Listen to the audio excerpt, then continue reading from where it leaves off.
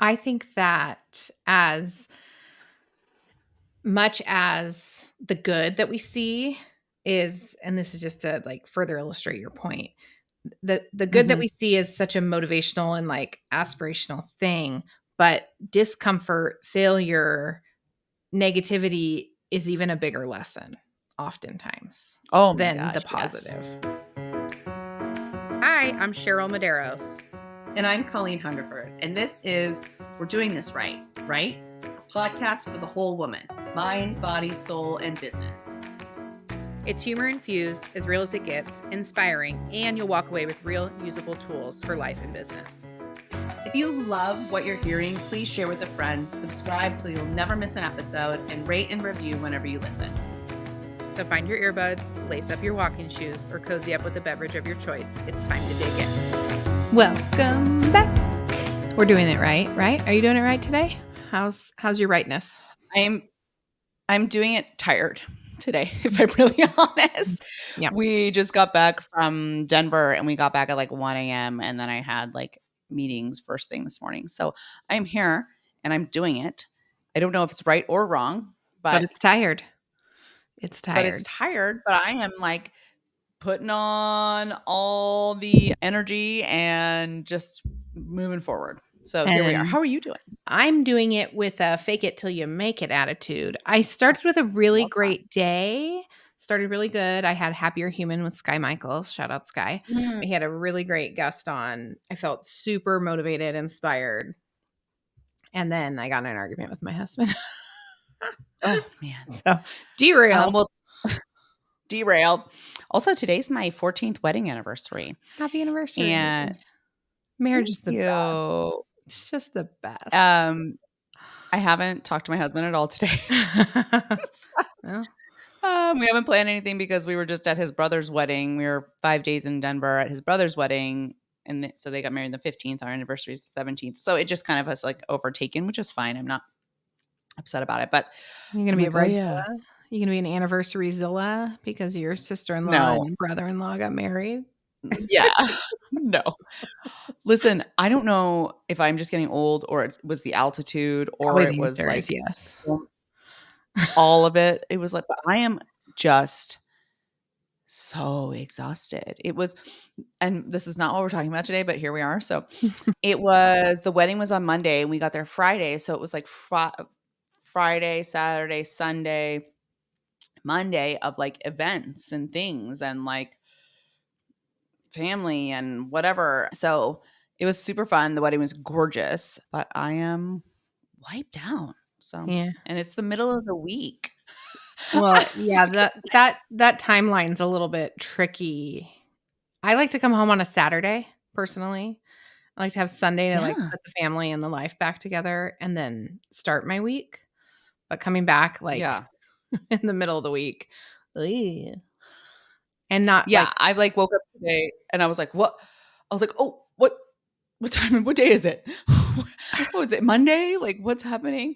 it's So kinda Monday. anyway, but that's not what we're talking about. Although I could do a whole episode on just functioning while tired, but that's not what we're doing. Yeah, I can do a whole life on functioning while tired. Yeah. Today we're gonna talk about mentorship. What is it? What is it Yes. not? When are you ready to be one? How do you find one? This whole concept around mentorship. So I'm going to Yeah. give you a brief definition, as I love to do. Love Mentorship that. is a developmental relationship in which a more experienced or knowledgeable person, the mentor, provides guidance, advice, support, and feedback to a less experienced or knowledgeable person, the mentee. This relationship is designed to foster the mentee's personal and professional growth, helping them to develop skills, gain knowledge, navigate challenges, and achieve their goals. So I'm going to just pause real quick and say, gosh, this sounds like an awful lot like the new coaching culture that is out there. Yeah. Like coaching culture has exploded. And I think especially because we're in the real estate world, I think it is like kaboomed in the real estate world. Like Real estate everybody is a and coach. personal development. Like you and I are Yes. very Yes. heavily focused on personal development. Correct. So the algorithm is Correct. feeding us coaches. Like the space that we're in general is with people trying to improve themselves personally and professionally. So with that comes a coach for everything. This morning, I was on Happier Human, and somebody in the chat said, I need help with this skill. Like, anybody have any ideas of where to start? And immediately the first comment was a coach that said, I'll reach out to you this week. And while I do believe that coach is genuine and authentic in wanting to help that person, it does feel a little bit like constant sales pitch. I feel so many ways about mentorship and coaching culture. I feel so many ways because I think it's very good. And I have a business coach and have been coached and have found mentorship in a lot of different places. But sometimes I feel like, as of right now, instead of, in some instances like that, like instead of just like solving the problem, like, are we overcomplicating it by adding a coach, or are we not? Like, or is that the right thing to do? And like, how many coaches does one need to have? And at one point, are we just like non-functioning humans that are being told what to do and coached in all different directions and every single part of what we're doing? I don't know. I I don't hate coaching. I love it. I think that there's absolutely a place for it. I find myself to be coaching people quite a bit, and you do too, Cheryl. Like, we love that. But I'm also just like, I don't know, maybe we don't need a coach for everything. Maybe Maybe not for we do. everything. What do you think? I don't know. I mean, okay. So when that interaction took place, I am doing a version of coaching in my office now where Yeah. I'm coaching people on the Compass technology and not just Compass technology, but just my system of how I'm running a transaction, because it's very efficient and it utilizes a lot of technology, and I'm working smarter and not harder. And while I have pitched that in general in the office, like, if anybody's interested in this, I'm happy to do it.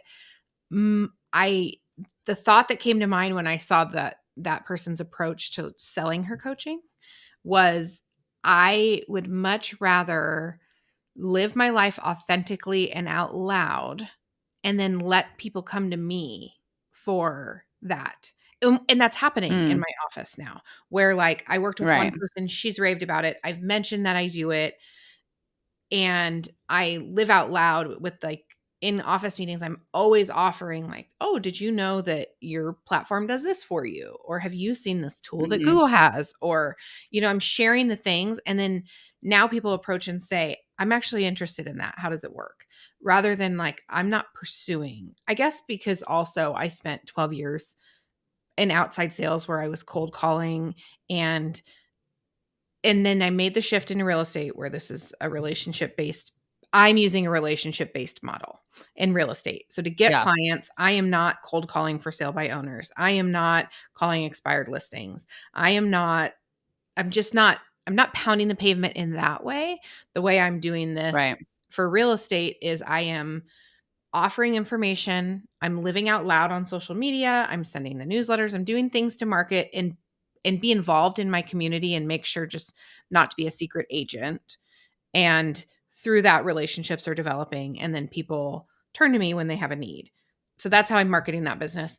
So I feel like on the coaching side of my business, that's kind of what I want to do too. It's almost like, here, like, you and I are doing this podcast, we're offering a piece of our heart and mind every week to our listeners. And at some Yeah. point, if when we offer for people to have individual coaching with us, I think that Yeah. they'll come to us because they want more of what we've already given them, not because we are, Yeah. like, cold calling or, like, pursuing in a sales way. It's going to be, oh, I think, like, I love listening to that podcast every week. I want that person's undivided attention and feedback Right. on my personal goals and what I'm trying to achieve. So, I mean, all that to Yeah. say, I feel like mentorship and coaching has really just collided. And I do think Yeah. there can be mentorship without paid coaching. And I think that, really, as I'm thinking about Yes. this was part of the motivation for the Inspire Her Collective and the model that we've used. So we're not asking Mhm. members of the Inspire Her Collective group to pay anything at this time to Right. be a part of this group, At this time. because we don't want to gatekeep. we want to just connect. Right. You know, full Yeah. disclosure, we are asking the leaders of the group are buying basically our kind of franchise, our branding, Yeah. our Our template, formula. our formula. Yeah. We've made it very easy for somebody to start this group. And I think that it will have a lot of value to that leader, and it will have value to the other people. But the leader gets to be the person, you know, the person that's doing it, the person that's bringing they get to, you get to stand out as like, oh, this person brought this to me, to all the members of the group in the Right. community. Anyhow, I I, digress. I think no. Well, one of the things I was thinking about, because I was in construction previous to real estate, and in the construction world, there's a lot, especially in the real estate investing, construction flips and things like that. There are a lot of coaches, and when I do my building wealth through real estate course, I get asked this a lot, like, what do you think about these coaches? And a lot of them will require you to make like a $25,000 investment, and then you get their systems and processes, and you get, a certain amount of things or whatever. And sometimes I think it's a value, and sometimes it feels really scammy. So I think when you're looking for mentorship or you're looking for coaching, I think one of the things that I've really learned, and I'm trying to apply in my own life, is what are you trying to achieve, and what do you want to know, and what do you want to do with that knowledge? Like, sometimes with my coach that I have right now, I also just need another person to like talk to, like to run things by, that's completely objective about stuff, who has experience, not necessarily in real estate, but like in business. And there is value in that. And there is value in systems and processes. And so I think it's just, what's your intention when you're looking for a coach, or what's your intention when you're looking for a mentor? And are you willing to make that financial investment? And then are you going to utilize everything that that person is offering? I think that's a really big self-reflection question that you have to ask yourself, is like, are you making this investment? Are you going to be able to really implement the things that are being given to you? Are you setting aside the time to do that? Are you fully invested as far as time wise to do the things that you're paying for? Because then if you're not, then it does feel scammy, right? Like, that's the thing that I tell people is like, one, research whoever you're going to work with. And then two, know that that's an investment and you're going to get whatever you put into it as well. So I think that that's something important to think about when looking for a mentor. But I also really find that there can be mentorship in so many places, right? Like, it doesn't have to be a formal setting. And I think one of the things that I find in business and in just lots of places is like, mentorship can be like just having a conversation with somebody, or just like observing how somebody is. And, I think about like mentors that I've had in real estate, and a lot of it is like me asking them questions, me observing, me having a relationship with them, and really trying to understand how they got to where they are, and also like what they're doing. But it is a very organic situation. So I do want people to realize that mentorship doesn't have to be very formalized. Like, it can be, I don't know, organic's the only word I can think of, right? It doesn't have to be so formulaic. It doesn't have to be, that person might not even realize that they're your quote unquote mentor, but you are getting mentorship from them in some way. And the last thing I will say about that is, I don't want anybody to take this in that like you're not giving, you're just taking from that person. Like, you have to give, you have to like have real relationships, you have to have, like, it shouldn't feel like you're just calling that person up, asking questions, wasting their time, and not giving anything back to them. But I think there's mentorship in a lot of different ways in different places, and it doesn't always have to be paid. Right. And actually, what I'm thinking as you're talking about this is, so I think one key difference between true mentorship and coaching has the accountability aspect to it, where mentorship Mhm. probably doesn't necessarily have that.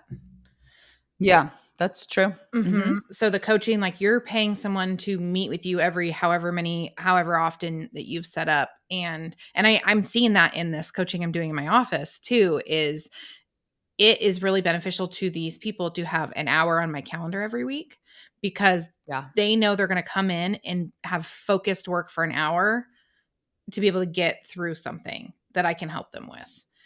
So that, I Yeah. guess, is one key difference between mentorship and coaching, would be the accountability. So you also touched on something else that I wanted to talk about, which is when you're finding a mentor, there's a handful of steps that you should consider. One being identifying your needs. So understand what areas you are looking for guidance in. So are you looking for Yeah. a financial mentor? Are you looking for I want to grow my real estate business? Are you looking for, a parenting mentor? What is it exactly Right. that you're looking for? Identify what that need is. And then where to look for mentors is the other thing. So there's, like you said, it's not always a formal situation. It's not always a coach. You don't need to necessarily go seek out a Yeah. coach if you need a mentor. Is there somebody in your office? Is there somebody at networking events? Is there someone you keep rubbing elbows with that is motivating you? Is there someone on Instagram or LinkedIn that you just keep seeing and you're like, oh, that's fantastic. And then after you identify that person, then you need to make the approach. So, like, how are you going to approach Yeah. that person? So, you know, like you said, it needs to be a relationship to not to have an Yes. unpaid mentor. If you want one specific person to be your mentor, yeah, you need to develop a relationship with that person. And the relationship should not be one-sided, as you addressed. It should be, as the mentee, Right. you are probably adding to that mentor's life as well. You undoubtedly have skills that somebody else doesn't know about. And the mentor, while yes, they have the Right. skill and they've achieved the thing that you're looking to achieve or you want to get better at, you still are going to bring something to that relationship, and you need to be prepared for that as well. That you need to bring value as well as taking the value. When you're approaching these people, approach them with like genuine interest in what they're doing and maybe some flattery. Compliment them. Tell them why it is that Yeah. they are the person that you feel like would be a great mentor. Like, that's going to fill that person's bucket in a huge way if you do that, and probably make it a successful ask. The other thing that you talked about is with the finding mentors in a lot of different places. What I keep thinking about is like our Compass Mom Collective group. We meet every week Mm-hmm. with, it's a group of 30 women, and we are a collective. There's not like there's not a boss. There's not one person is leading every meeting. We each take turns leading Right. the meetings. It's much like the Inspire Her Collective. Like, not one person is leading every meeting. It's a collective. We're doing it together. And there's something to learn from every person in that group, in both of those groups. I've learned a lot in both places, Right. just Oh my God. by being in a So much. space with women that are not women, men, whatever, just being in a space with smart people. I heard someone say the comment about, I never want to be the smartest person in the room. And that lit my soul on fire. I'm like, I don't want to be the smartest person in the room. I want to be surrounded by other really smart people, because then I can learn and Yeah. grow with them. And while maybe somebody looks at me and says, maybe she's really smart, she might be the smartest person in the room, maybe over here in this segment that I'm an expert in, but I promise you I have something to learn from you somewhere else. Yeah. I think also one of the things I do, and I don't know if everybody does this, but it's been really helpful to me in any field that I've been in, is like, if you give yourself the mentality of being a mentee, like somebody who is there to learn, somebody who is there to like absorb, you can be mentored in any environment. And that is exactly what happens in our CMC group. It's exactly what happens anytime I go to meet anybody, or like they might not even know, but I am soaking up information and experience and like knowledge from every single person that I meet, good, bad, or indifferent, right? Mhm. And I'm learning and really being a sponge, really being a mentee, if you will, like in every situation that I'm in, and then taking that information and figuring out how to apply it and what I should be doing. It's constantly learning. So this is where I take the idea of like, you don't have, it is amazing. And I have a coach, right? Like I'll say this again, and we are planning on coaching. Like that is a big part of our plan. We would love to help people with that. But if that's not something that you have the resources for or the time for or the commitment for right now, you can have mentors and you can have people in your space that you are learning from constantly learning and absorbing and taking that kind of mentor information from people all over the place and kind of collectively pulling it together to make your own knowledge base based on that. I mean, that's something that I do everywhere I go in every situation.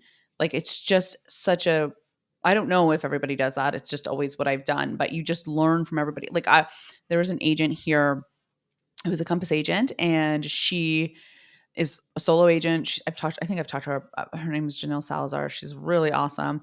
She's kind of like a lone wolf kind of lady. Like she's not really, she just kind of does her own thing. But I've been able to kind of like create a relationship with her. And she saw how much I was doing and how much hustle and work I was putting out there. So she gives me these nuggets all the time. And I observe from her all the time. Like I'll go to her broker's open and just talk to her. And she gives me knowledge, and she'll offer up things because I'm willing to ask her questions or engage with her or have conversations with her. And I think that that is, and then I bring clients to her listings or she brings clients, so we have a reciprocal relationship. But to be able to like learn and absorb and understand how to get knowledge from different situations is really important if you're just constantly in the mentality of being a mentee, I suppose. Well, and I think that, like we've talked about this reciprocal relationship a couple times there, but I bet in this instance with this particular person, while you are like, give me all your longevity, all your knowledge about like how you got to where you are, I bet she's probably watching your Instagram being like, damn, Colleen's good at that. I could learn something from Colleen there. And you probably will teach her. Yeah, and she's always like, "I'm so proud of everything you're doing," and she doesn't have to say that to me. You know what I mean? Like, I'm not her I don't work under her. I don't even work at the same brokerage as her anymore. Like, but there is I think it just also comes back to relationships when you're doing those things. So, but let's talk about some more formalized coaching and like formalized mentorships. Like what are we seeing like Susie is a very specialized coach, right? She has created a productivity coaching. Is eliminating distractions so that you can Yes. Yeah. control your day and your workflow. And I was on the call this morning I was on, somebody gave her a plug and said, literally, Susie's giving me back 1 to 2 hours of my day by just streamlining my processes. And, Yeah. Susie's really pushed me to work within the Compass platform. Even, it may not be perfect, but it's good. And it's really good in that I can send a message, I can do my marketing, I can do everything in this one screen without having to click any of those other tabs on top and then see, oh, I have 6 new unread emails. Oh, I have a text message over Yeah. here. She's just really coaching to how can we eliminate your distractions and help you control your systems and processes so you can work smarter, not harder. You can work faster and effectively. You can go on vacation and trust that the systems and the processes you have in place can be picked up by anybody on your team. She's coaching heavily to that, and super specialized and incredible and so Yeah. valuable. I think the benefit of Susie versus maybe another coach that maybe hasn't fine-tuned their process as much as Susie has, to be like, she has tangible, and you and I talk about this constantly. We want tangible, actual things that we can implement into Yeah. our business today. I love feeling inspired by a conversation, but then I feel so frustrated when I'm like, okay, now what? Like, how do I put that into play? And I think that's the really Right. big benefit of how Susie's coaching is. She is giving you things that you can put into play today that are going to change your life and your business immediately now. Like, there's tangible things you can do. It's like the Vision to Reality webinar you and I did, the series that we did, we gave people an actual handbook to fill out and start today, rather than like, yes, we can have a big conversation and inspire you that you should do all of this. But I think what people are looking for in coaching and to move their business forward is like, okay, but now what? What do I like? I need pen to paper. I need to start. I need action. We need action items now. And I think that is the big difference. And it's one of our pillars of our business and everything that you and I are doing together is Right. we know that there needs to be action items and tangible things that come from a conversation. Otherwise, Right. you feel inspired and then lost. Yeah. Well, and I think that that's like, not to like toot our own toots, but it's why we're such a good pair is that like we're both very inspirational and like we love that part of like kind of hyping people up and getting people to understand that they're worth more, have more value or whatever it is, right? Or can do things that maybe people don't think they can do. But then we have like that's something that I'm really good at and and you're good at that too, but you're also very good at putting those things into processes. And it's like it's just a nice when we talked about like our vision to reality workshop, right? Like the vision thing is something that I'm really good at, that I'm really good at putting out there. I'm really like doing. And then after that, we were able to put like, okay, now that we've got the vision, here are these like functional steps that we can do. Right. So, I mean, I love that. I think that maybe is the differentiation between like a mentor and a coach. Like a coach is going to typically gives you more structure and a mentor is just kind of somebody who's there to like answer maybe some questions you have or guide you, like or kind of show you what they have done. But I Not so don't much know. I think people hand-holding use as those with a coach. yeah, not so tangible. And I think people use those terms interchangeably, but I don't know that they're really interchangeable. Like Right. they don't mean the same thing. Right. Yeah. I'm feeling as we talk about this more and more differences between mentorship and coaching than Yeah. similarities. Yeah, Okay. for sure. So if you want to Okay. become a mentor, so some things to consider. So recognize if you're ready, like do some self-reflection. Do I have the time? Do I have the energy? Do I have the capacity? Am I ready to put myself out there as a mentor? Because yeah, like right now we've talked mostly about being a mentee so far, but I'm sure there's Yeah. listeners here and you and I are ready to be a mentor to people as well. So, but are you Mhm. ready? Do you have the experience, the time and the willingness to put into Yeah. what it would take to commit to a formal mentorship? And a way to communicate it, right? Like I think in a way to like to mentor, right? Like a process, if you will. Like I'm Mhm. thinking about I just brought on a new agent to my team, right? And while I have all this information and all this knowledge to her, I have had to really sit down and say, like, how do I communicate that to her? How do I teach that to her? Because it's very easy for me to just say, like, well, just do what I do. Just be me. It's great. Everything will be great if you're just me, right? But she's not me. So how do I make this? How do you, as a mentor, make it consumable? Right. Make what you do consumable Right. for other people because nobody's going to be just like you. Right. So, benefits of being a mentor. So, the personal and professional growth that comes from being a mentor, like we've kind of talked about this, it's Mm, not one-sided. And then also you'll be no. developing leadership skills. You'll have an expanded network. You'll probably have great personal satisfaction if you become a mentor. So just those are some benefits of it. To be an effective mentor, I think you need to be a very effective listener and Yes. um, be able to provide constructive feedback in a way that can be heard. And hopefully, if you're mentoring Mm. someone, the mentee is there and ready to listen. I guess don't become a mentor to someone that you decided you want to be a mentor for without discussing it and making sure they're open to being your Like they mentee. don't want to. They're like, we don't even want you. What are you talking about? For this to be really effective and for anything in life to be effective, I think you need to set appropriate expectations. Yeah. What are those? What can your mentee expect from you? What kind of boundaries are you going Yeah. to have in place? What kind of goals? I think establishing goals, like what is it you're hoping to achieve? If you're going to put into place, like, okay, so somebody in my office wants a mentor. I'm ready to be the mentor. Okay, well, let's define that relationship in the same that Right. we now define our relationship with our buyers. This is what I cost. If this is going to be a paid situation or unpaid is great too. This is the time Mhm. that I'm willing to give you. These are the hours that I work. This is when I'm available to you. This is the scope of Yeah. things that I am prepared to mentor you on. Well, and I think those things are really important for the success of the relationship, because I think what can happen as a mentor is it can feel like either you're giving so much or you're giving too much, or you're feeling exhausted or like exasperated by how much you're giving.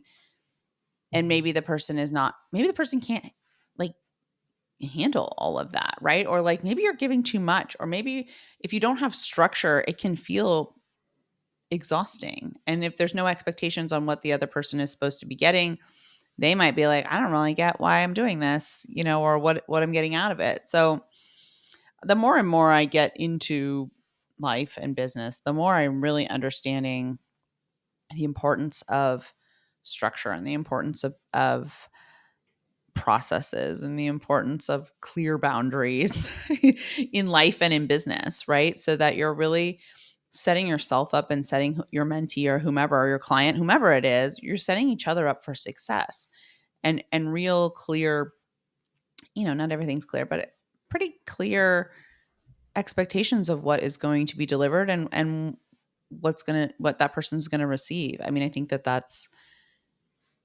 important to set into place before you're just like, yeah, man, like come learn from me. I know all the things. Mhm. Okay, and what are some tips we could give people to be a good mentee? Oh, ask questions, be prepared. Oh, yeah. Um, Don't show up to an hour meeting that this person has set aside from you with nothing prepared. yeah, That like relationship won't last long. be prepared, understand what you want to get out of the coach, and be very clear and be very honest about that. Like, here are my expectations. Like, is that, when you're before you create the relationship, here are my expectations. Here's what I would like to get out of this relationship. Is that something that you provide, right? I think you have to be a listener. You have to listen. And it doesn't mean you're going to always agree with whatever that coach or person says, but I think listen, like decide whether that information is important to you. I think the other thing to be a good mentee is like really interview people before you commit. I think that is like the biggest thing I would say is like really find the right fit, find the right person for you so that you don't feel resentful of the relationship. You don't feel resentful of the money that you're paying for it. So you don't feel like you're not getting your money's worth, but then be willing to do the work when you do commit to that person. Yeah, I think that that's a really good point is if you doing the work.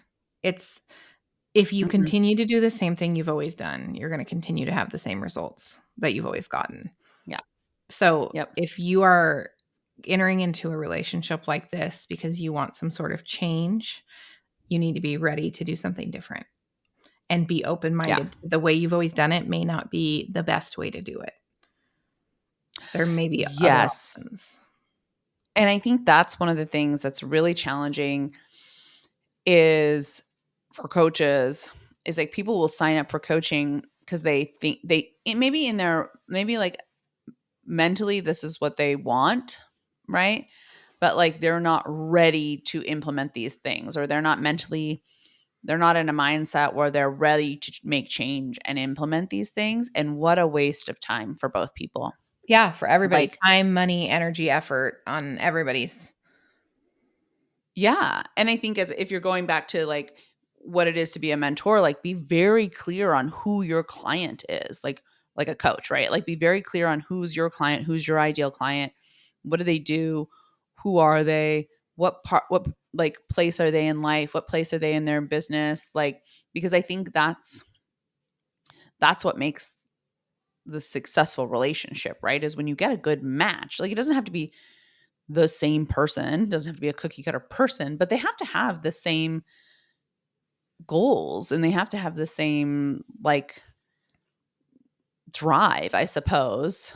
like that matches yours. Otherwise, I mean, I know like my coach, she has a couple different levels that people can pay for. And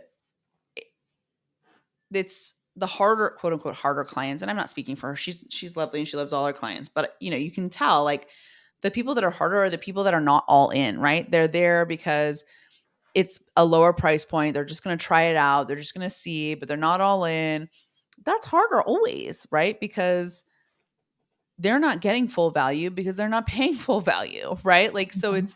it's an interesting place to think about also when you are a coach, like thinking about your price point, thinking about the programs that you're setting up and like who do you really want to be, who do you want to work with? And if you're spending all this time and energy and effort in, because coaching can be it's draining. Like like takes a lot of energy to coach somebody. And I've done that even like coaching sports or coaching kids or coaching whatever, parenting. So it's got to be worth your time too. Mhm. It's got to be worth whatever you're giving has to be equitable for what they're receiving and what they're paying. Right. And if that mentor is going to kind of put their name on you, Yeah. if I were the mentor and I was going to put my name on someone, like this was my prodigy child, this was my, Yeah. I poured myself into them. I want results because I'm a results person. So that person Yeah. that I'm committing my time and effort to, I would really hope that they would commit their time and effort back so that we could Yeah. get the best results so that it's something we can both be proud of when we get to the other side. Yeah. Mhm. Yeah. And Okay, have you and be had a clear. mentor in your life that stands out to you? I mean, no. I can cut this. I mean, no, like I think that's something that I as a kid and as into my adulthood like was always looking for. And I Mhm. think that's why, I did a lot of sports growing up and then I worked in athletics for a long time because I was always looking for a mentor or a group or something like that to be a part of. I mean, I think again, there wasn't one person, but I feel like I grasped a lot from many people. So I think that's more how I approach things. And now I have my business coach and now Susie also coaches me. And, like I look to you, I look to a lot of women in our group, in our CMC group. I look to other women in the industry. It's predominantly women. And I kind of glean from that. But I don't know that I don't know that I can identify like one person for me. Right. I feel similarly in that I have a collective, for lack of a better word. I'm beating it into the Yeah. ground. But I have a collective of people that have impacted me, and I get to steal little snippets from them Mhm. throughout the day. Not steal. I mean, like I said, it's reciprocal. I hope these people also Absorb. feel like I get to absorb um, people's greatness, the things they're wonderful at, and I do think that I try to walk through the world like a sponge. Like you were saying, like, Mhm. what can Yeah. I get? What can I take from you? What can I take from you? Like I keep thinking of my girlfriend Sierra, who is also a mom of 3. She's a very smart business person, and I watch her be a mom and listen to her insights, and I talk openly with her about my challenges, and she talks openly about her challenges, but then she has, a reframe, a flip on a different thing that Yeah. I didn't necessarily think of. Then she's in my Inspire Her group as well, and listen to her talk in there. We have such different skill sets and different experiences that it's so valuable when I can she was my friend before she was in Inspire Her, and Yeah. so we didn't really get an opportunity as friends to, and this is Bonnie too, who Bonnie sat in and co-hosted on one episode for you. We've been friends for years, but we're friends and we haven't worked together. Yeah. And then both these girls came into the Inspire Her group, and it is an hour twice a month where we get to talk business and job and career. And that's such a different side of the relationship that now I'm getting to benefit so much from, like their experience and Yeah. their expertise and their background. So, I'm finding mentorship everywhere. everybody that I've coached in my office so far, while I'm bringing all this expertise on the technology and the system and the process and my checklist and all of the things, they're bringing expertise in other areas that I'm getting to absorb. And Yeah. so I think that if you are open and you walk through the world like a sponge, you would have the opportunity to be mentored at every corner. Every turn. And I will add to that, when you see the things very clearly that you don't want to do, there's mentorship in that as well. Mhm. Like there's definitely a lot to be gained. And I will look at people and situations and see the good in them, and then also see like, wow, okay, that is really hard for them. The way they've set that up, the way they've set up their business, that's not the life that I want to have. So what can I learn from what they have done, and how can I do that differently? Or what should I, talk to them too and be like, is there something you wish you would have done differently? Or is there something that you did to like, how did you set up your business, or how did you set up your life, or whatever it is, right? I think there's ways to learn from, and ways to get mentorship from every situation. It doesn't always have to be the ideal scene. Like, I have learned a lot from relationships and marriages and businesses and all of it combined. Very clearly the example set where I'm like, "Oh, wow. That's not what I want for me, and that's not what I want for my family. So how do I stop that from happening?" Because I could see myself going down that path. I can see myself very clearly in that person and how they got there, but I don't want that for me. So, I mean, I think it's just constantly taking in information, experiences, and then like figuring out how to use that to your benefit. I mean, the same way of like reframing, right? Like, to use it to your benefit. How do you observe a situation and take something from every single interaction that you have, and then make it so that you can, build your best life, right? For lack of a better term, how do we take that information and put it into action so that you are doing what they're doing or not doing what they're doing? I think there's so much to learn on both sides. I think that as much as the good that we see is, and this is just to like further illustrate your point, the good that Mhm. we see is such a motivational and aspirational thing, but discomfort, failure, negativity is even a bigger lesson oftentimes Oh my than the gosh, yes. positive. So just like what you're Oh saying, my like gosh. being uncomfortable watching a scenario, such a powerful tool for change in your own life. Or being uncomfortable in your own life, like having that failure, which I don't really subscribe to failure. I subscribe to lessons, Yeah. which is exactly what I'm saying. Like, this did not go to plan. What lesson did I learn here so that I can now turn and shape my Yep. life for the way that I want it? Yeah. Very And powerful I don't tool for change. yeah, and I don't think it needs to be a fear-based thing, like, I'm afraid my life is gonna be like that. It doesn't have to be out of fear, but it can be out of just sheer observation and sheer, like, uh, "Ooh, okay." Like, I'm observing what's happening here. That's not an ideal scene for me. How do I adjust my path, or adjust my life, or adjust the things that I'm doing so that I can go in a slightly different direction? What can I learn from what they've done? Like, I think so much of this mentorship mentee is learning from somebody else's mistakes and learning from somebody else's processes so that you don't have to experience those things as well. I Mhm. think that's what a lot of coaches and what a lot of mentors are offering is, right? That I've been through this.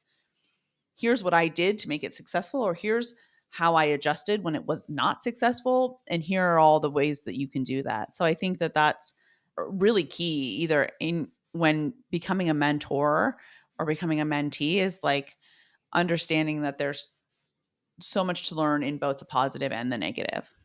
Mhm.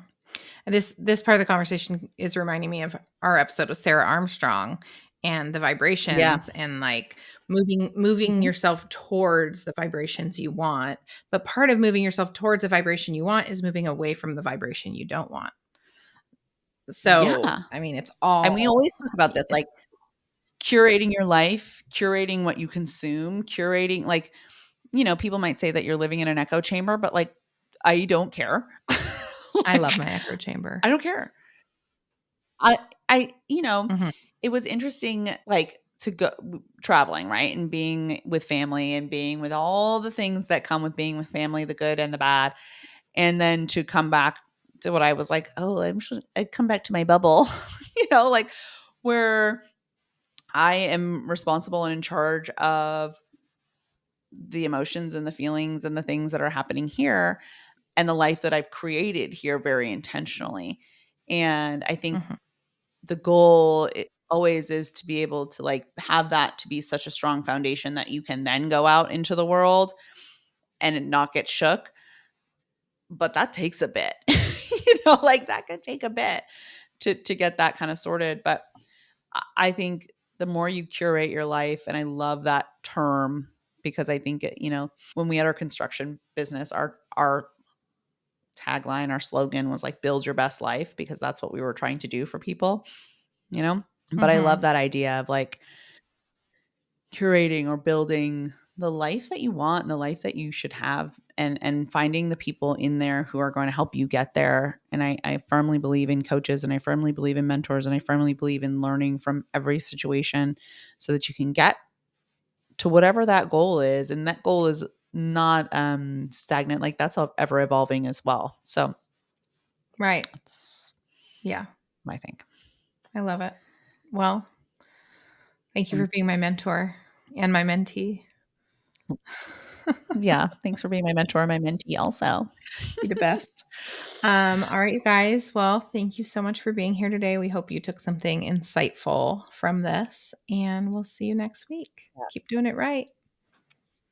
Bye. Bye. That's a wrap. Thank you for joining us on this journey of laughter, life, and growth. And remember, you're not alone on this path to success. We're right here with you every step of the way.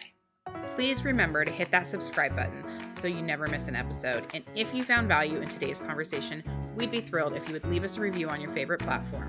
Your feedback means the world to us. And don't forget to share this podcast with your friends, family, and anyone who could use a good laugh and some practical insight into navigating the challenges and triumphs of our minds, body, soul, and business. Remember, we're doing this right.